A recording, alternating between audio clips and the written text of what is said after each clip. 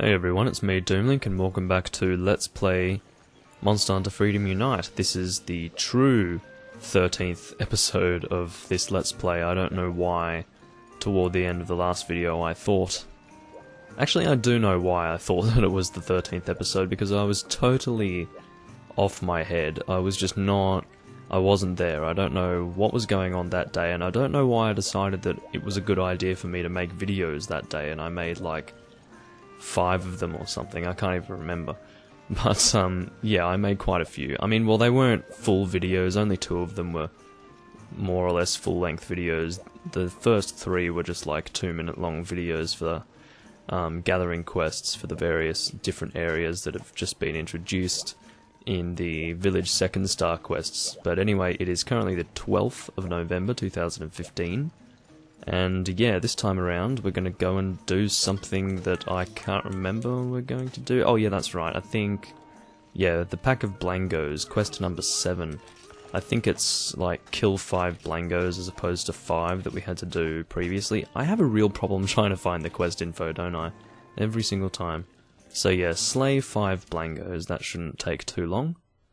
I actually had a little bit of a peek at all of the quests that we have available to us in this village 2-star, and we have quite a few, and it spans across, I guess, 3 different areas in total, so there is going to definitely be a little bit of variety going on. But as I have mentioned a few times now, we are going to have to continuously go to the Snowy Mountains for a while still, so yeah, as I have said, you better start getting used to this place. But anyway, let's go and empty the supply box here. I mean, really, we're only killing 5 Blangos, so I don't really think we're going to need much of this stuff at all, but it's actually been very helpful, these various boxes, because I have been going through a lot of quests, particularly repeating the Slay the Geodrome quest. This was before I recorded the last few videos, and yeah, I was just basically getting a lot of Zenny to upgrade weapons and such, and I have a lot of paintballs as a result of that. I'm about to sneeze. Oh god, I probably sounded like I was going to die or something at that moment, but yeah. As you can see, I have 22 paintballs here. I mean, that is very useful to us. I mean, I'm not having to use any of them, obviously. We haven't really fought against any monsters that are worthy of using a paintball on, so yeah, we just haven't used any, and we have full trank bombs here as well as a result of that, so yeah, it's great. No whetstones really, because we only get mini whetstones, which are supply items. I believe they're called supply items in this game, while in the games after this they are referred to as account items. I don't think they're referred to as account items in this game. Let's have a look. Mini whetstone, Russian supply item. Yeah, it's referred to as a supply item in this game. I thought it did. Or I thought it was referred to in that way, but anyway, I don't think that there were any Blangos in Area 3, so yeah, we're not going to go to Area 3, we'll just keep to these 3 snowy areas. I would imagine primarily Area 8, as it was in the previous quest that we did, where we had to hunt Blangos. Lots of Antica here. I don't know if we need to do anything with these Antica at the moment. I think I've gotten all the Antica horns that I really want and need. Oh yeah, there's a Bulldrome over there, by the way. How about we go and kill him for fun? Because I remember in the previous video I was talking about... Was it the previous video that we hunted the Bulldrome? I'm trying to remember now. I really can't recall. But yeah, so whenever I was last hunting the Bulldrome, I mentioned that a better mobility weapon would help for a fight like this. And so now that I have a better mobility weapon on me currently, I thought it would be nice for me to go and fight this guy, so that's what I'm doing at the moment. It's kind of difficult trying to negotiate my stamina here. It does run out quite quickly in demonized mode. As you can see, the dual swords are very different in this game than they were in Monster Hunter Portable Third. That's when they changed the most. I will probably do a Let's Play of Portable Third, by the way, at some point. It's very difficult to really get into demonized mode appropriately here, because by the time I get into demonized mode, he's gone and charged off somewhere else. So I suppose the best weapon to use for this is probably the sword and shield or something, so... Yeah, because I mean, you do need to go into demonized mode before you get peak effectiveness with this weapon type here. And I just don't have time to do that against this guy, unfortunately. It's probably still better than the Great Sword, to be fair. What is he doing? Oh, he's decided to leave the area, okay. Let's go and get him before he can leave the area. Oh, what? He's turning around now. Let's go, Demonize mode, come on. Yeah, there we go, that's what we wanted, damn it. And we lunged too far there, that was quite upsetting. As you can see, this monster is really dumb and uninspiring. So, yeah. Once we get out of these quests, we won't have to touch another Bulldrome, at least until we get into high rank. But that's not going to be for a while, that's not until we go through the guild quests. And then I suppose there's probably also a G rank Bulldrome, but yeah, anyway.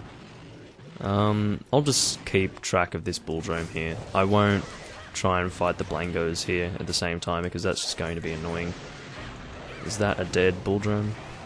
That is a dead Bulldrome, okay, cool.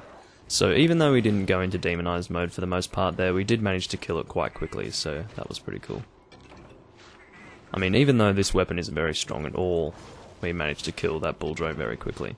I would say the attacks that we did against it with demonized mode probably did the majority of the damage there. Demonized mode does increase the power of the sword and shield, the dual swords, quite considerably. So I'll probably go demonized mode. Just here. Come on, stop this! Seriously, like, I don't have that much stamina left. Stupid creatures.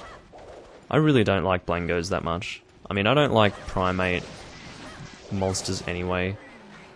About as little as I like primates in general, like in real life, but yeah, anyway.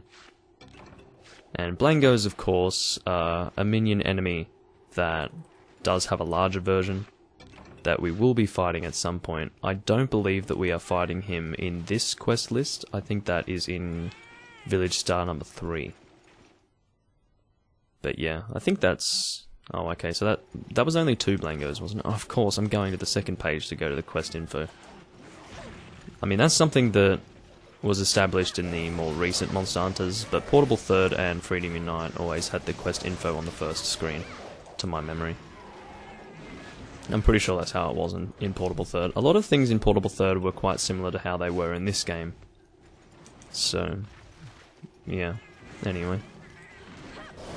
Not too much to say here. We've got our cat here helping out in some way or another. Hopefully we don't get bombed by that stupid barrel bomb attack that he's going to do. See, I was pretty convinced that he was mainly weapon, but I'm pretty much only seeing him throw bombs at this point. It's a little bit of a worry, actually. Anyway. So I'm not really bothering with demonized mode here, if you haven't really noticed. If you have noticed... Why was I saying if you haven't really noticed? I mean, I'm just assuming that you guys don't notice things, because I think you're all idiots, apparently.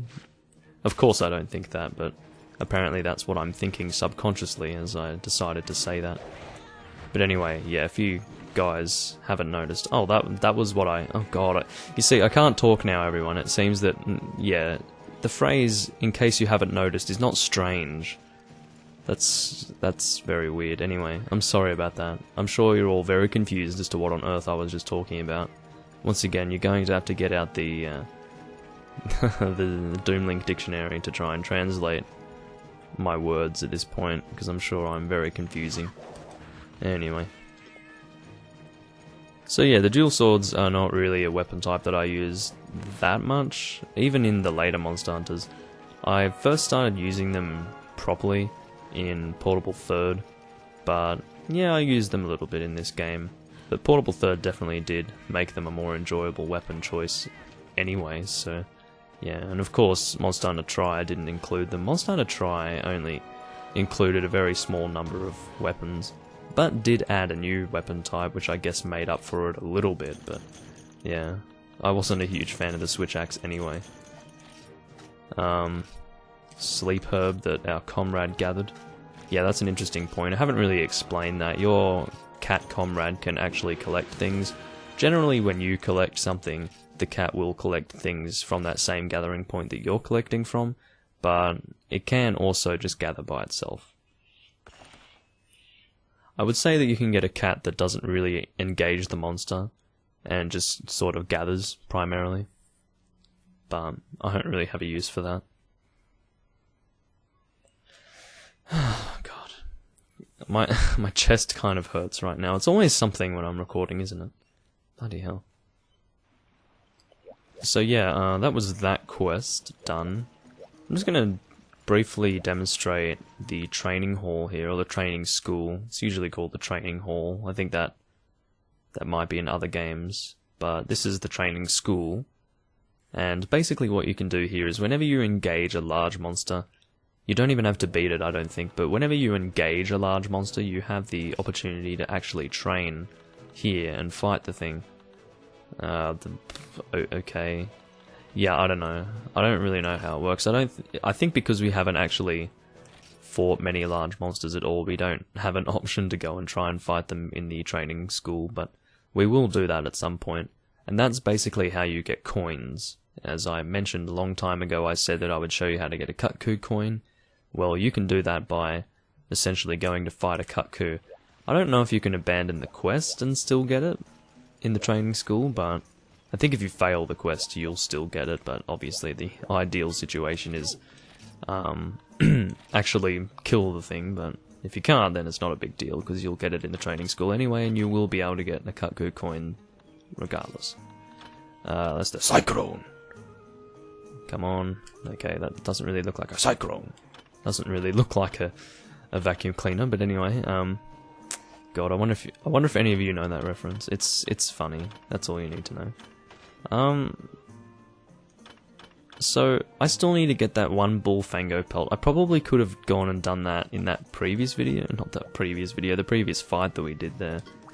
That previous quest. God, I really should just give up on talking, shouldn't I? I'm really just very lazy when it comes to commentary, I think. There's no reason why I should be sitting here trying to think of what I'm saying, because I'm not that crap at thinking out things to say. It's just when I do a commentary, a lot of the time it's purely on autopilot, so if my mind suddenly gets to the point where it's like, it has to think, my autopilot just says random shit, and it's like, hold on, no, I didn't want to say that. It's very weird, but anyway. I need to kind of get out of the habit of speaking in autopilot. I'm actually paying attention to what it is that I'm saying right now, and it feels very odd to actually think about what it is that I'm saying before I say it. I would say that that's probably a good idea for me to begin doing that at this point now, but I don't really know. It's not something that I'm used to. I've done videos for so long, but basically every single time I have a hiatus period, I lose a certain skill, or my method for making videos changes in some way or another. So I'm not too sure where the logic of that is, but it's somewhere. But anyway, I'll just end the video here, guys. I don't really need to drag this on for too much longer. This has been part 13, the real part 13. Wasn't too unlucky, of course, but, well, not really, of course. More like, fortunately, it wasn't very lucky. But, yeah, thanks for watching, and I will see you in the next video. So long.